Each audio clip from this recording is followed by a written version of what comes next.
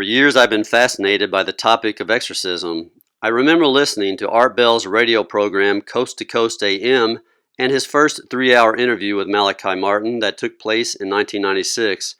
Martin did such a good job detailing what occurs in exorcisms that Art Bell had him back on 6 more times. I found myself listening to these 7 3-hour interviews not once, but twice. I also bought Martin's bestseller, Hostage to the Devil, and read 3 of the 5 true exorcism stories, and plan to continue. I wanted to mention Art Bell's interview and Martin's book for those who also find the topic of exorcism interesting and want more info. I also recommend Father Gabriel Moore's 2 books, An Exorcist Tells a Story and An Exorcist More Stories. Recently, I've been watching some of Father Vincent Lampert's YouTube interviews. He is a well-known exorcist from the Diocese of Indianapolis.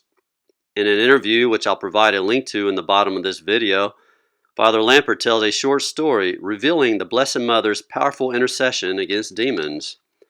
During the exorcism, Father said this, "I still remember when the demon was cast out because I commanded the demon to say, 'Hail Mary, full of grace.' You know, right there from the beginning of Luke's Gospel. And the demon looked at me and laughed and goes, 'Grace of full,' and then began shrieking and screaming.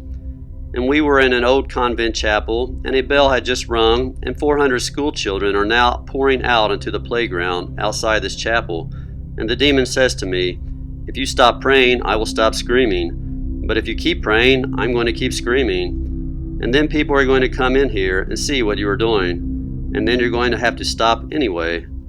And so then I commanded the demon to obey me in all things, though an unworthy minister of Christ, to say the words, 'Hail Mary, full of grace,' in the order that I told it to say it, and to leave immediately.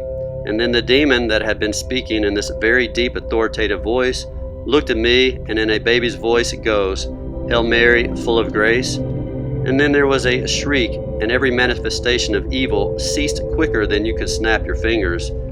And the person in front of me, their face was beaming as bright as the sun."